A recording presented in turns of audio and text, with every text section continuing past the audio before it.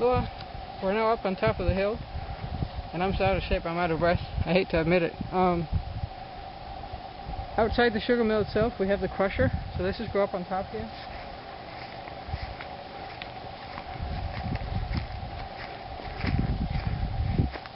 So as we saw in the movie, which you guys didn't see, but if you come here, you'll see it. The mule down the hill, probably an earlier generation than that mule, because that would have to be a very old mule to be the same one. But the mule gets hooked up to the whatever you call this thing, turnstile or something. I don't know. It walks around, and that drives the machinery down here.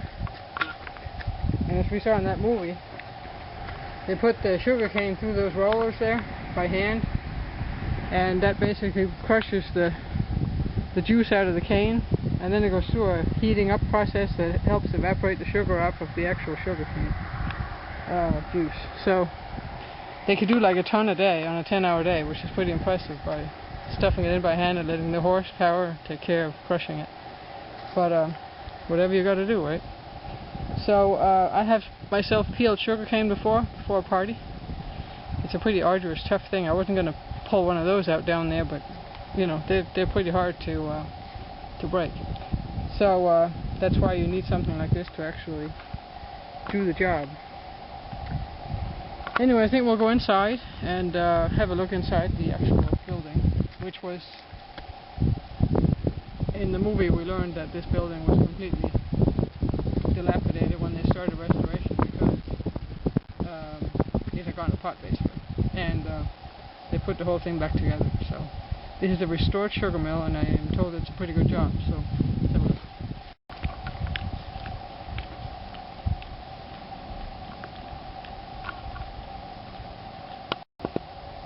So here we are inside the sugar mill. You can see it's in pretty good shape still. Well, it did look like they did a good renovation project. Anyway, the sugar from the crusher up there, then the sugar water will come in through here, and then it ends up in these pans, and then this is sort of the evaporation process beginning, and that process ends over here with some centrifuge and things, so you end up with the sugar itself. And here, going here, this is, I presume, the bags where the finished sugar ended up in. And here's a couple of other things. Well, I guess that's an old dental chair. Ouchie. Or a barbershop? Barber I don't chair, know, maybe? but you think sugar, cavities, dentist. That's covering both ends of the market. That's, yeah. Maybe you can get a shave too while you're at it. I don't know. I'm not sure what else is in here. It's probably, I mean, you know, artifacts and tools and things from back in the day that they were able to resurrect or recover when they did the renovation work. Maybe this is the warehouse where they stacked up all their bags of sugar. Probably. Because you know, just kind of looks like a storage area. Yeah. We haven't had time to read everything, so we can't really tell you. But anyway, that's the sugar mill. It's the smallest sugar mill in all of Hawaii, but a pretty well restored one. Now you're definitely not supposed to. A nicely restored one and easy access. So we thought we'd do a little video for you. We're going to do a video later on today with fruits. And I think we'll do one in between. But for now, we're going to sign off and say aloha. Okay, so we have one more little piece on this sugar mill here, because as we entered this room where the steam engine was running for the man in your life, here's a beautiful piece of machinery from actually Oswego, New York. Ames Iron Works.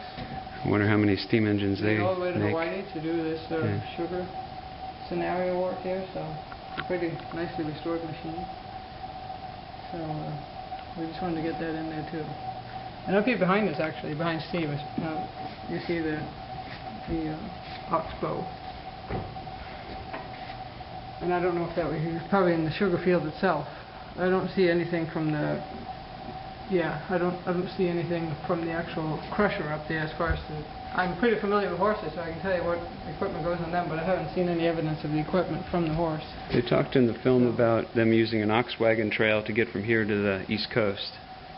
Oh, that's right. Yeah, when they first established the road between east and west, they used an ox wagon, so that's probably what that's from. And the head would go through here, obviously.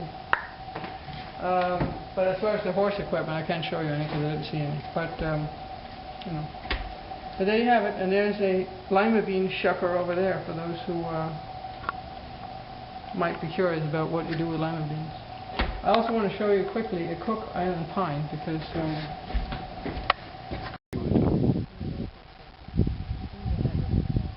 he just wants company. so this is the horse's day off. As you can see, he's not.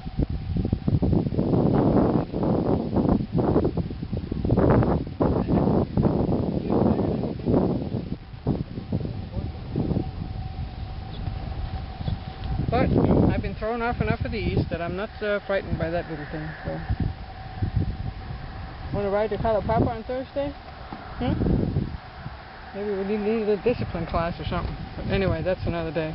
But I'm going to take you over and show you a Cook Island pine because there's a very good specimen over on the other side here. So we're going to go there. Cook Island pine came from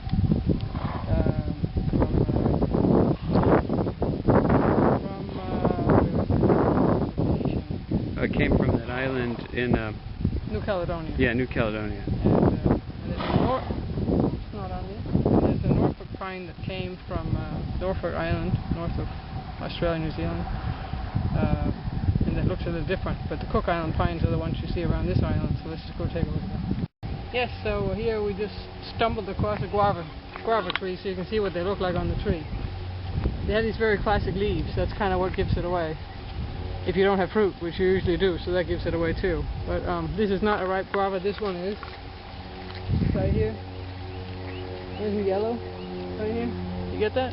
Yeah, I'm trying. That one there. There we go. That's a ripe guava. So, and again, pink inside, and they taste great if you're hungry. Aloha. So here we are at this Cook Island pine, which actually isn't even a pine tree, I've been told. It has the shape of one, but it's not in the pine family. But they're very beautiful trees, very aesthetic, and go up and take a look.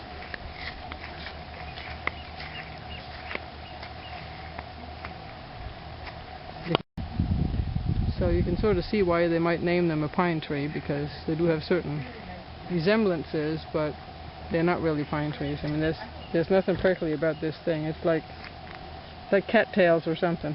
I'm not sure what to compare it with, but it's very soft.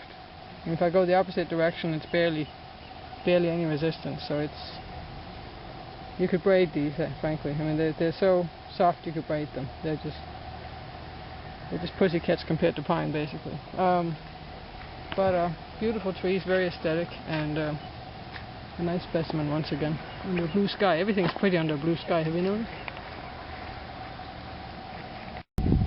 One more. Since we have such a grand opportunity here to talk about fruits. I'm a big fan of the papaya tree for one particular reason. It is one of the most efficient trees I've ever seen. And this is actually a pretty large one compared to many. They don't have to be this big to produce this much fruit. But this one is a sort of a tripod or something rather, upside down, so it has extra fruit on it. Normally we have on that one stem. But it's an amazing amount of fruit on a tree that isn't terribly old. You can have papaya trees that tall with that much fruit on it. Just that much papaya tree. It's pretty amazing. And they ripen from the bottom, as you can see. The yellows are that's ready to eat right there, pretty much. That's close. And these are just barely, you still have flowers on top, frankly. So, very, very efficient way to feed your family. But, and the classic leaves on those are these, kind of look like, I don't know. Like giant maple leaves? Yeah, a mix of giant maple leaves and overgrown pot, whatever you want to call it. So anyway, on that note, let's sign off. We'll hook up with you soon again.